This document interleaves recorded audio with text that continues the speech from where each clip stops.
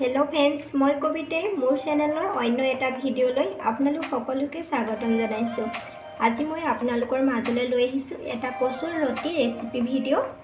या सब्जीখন বনাবৰ বাবে মই কচু লতিখিনি ভালদৰে সাফা কৰি ললো আৰু লগত লৈছো পিয়াজ আৰু জলকীয়া দুটা ফালি লৈছো আৰু লগতে লৈছো আদা ৰসুনৰ এটা পেষ্ট বনাই আৰু লৈছো এইখিনি তেতেলী পানী অকণমান লৈছো।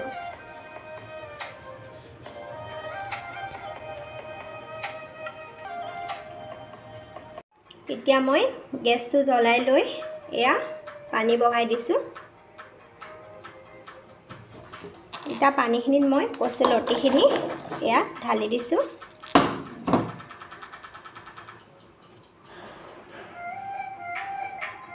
এতিয়া মই অলপ উতল আহিবলৈ দিম।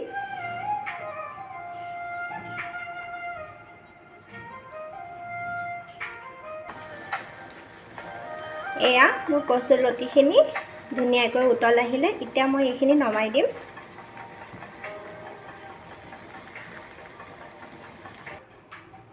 এতিয়া মই কেৰাহীখন পাতি ললো।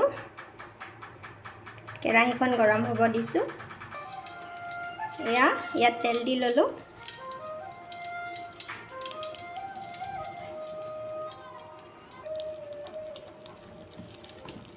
তেলখিনি গৰম হ'ল মোৰ। ইয়াত পিয়াজ দি লৈছো।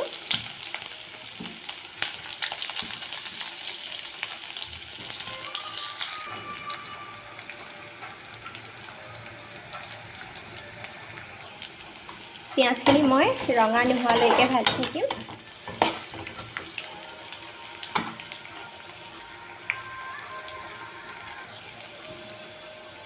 লগত মই জলকীয়া দুটা দি দিলো।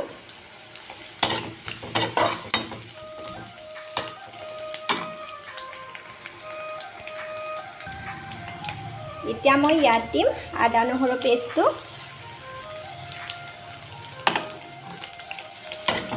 সকলোখিনি মিক্স কৰি লম।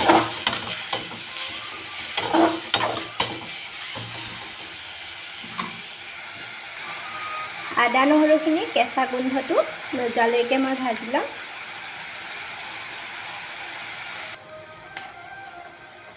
এয়া মোৰ আদা ৰচুনখিনি ভজা হৈ গ'ল।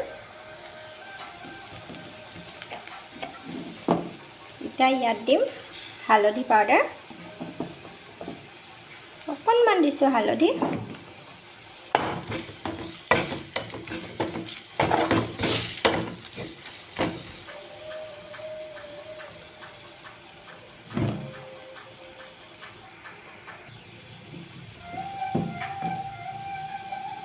আৰু লগতে দিছোঁ অকণমান ৰেড চিলি।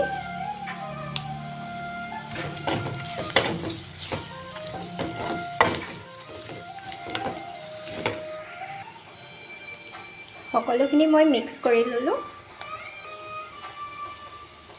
এতিয়া মই ইয়াত দিম কচুৰ লতিখিনি। সকলোখিনি মিক্স কৰি ল'ম।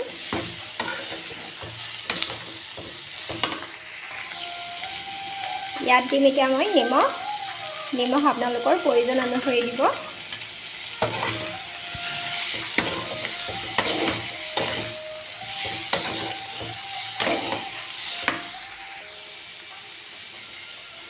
এতিয়া মই ইয়াত দিছোঁ তেতেলী পানীখিনি।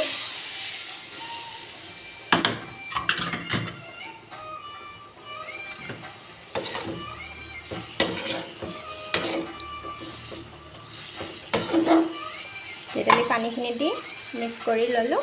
এতিয়া অলপ টাইমৰ কাৰণে মই ঢাকোনখন লগাই দিছোঁ। এয়া মোৰ চব্জি ৰেডি হৈ গ'ল। চাওকচোন ইমান ধুনীয়া কালাৰ আহিছে, খাবলৈ সোৱাদ হয়। এয়া মোৰ চব্জি খাব পৰা হৈ গ'ল।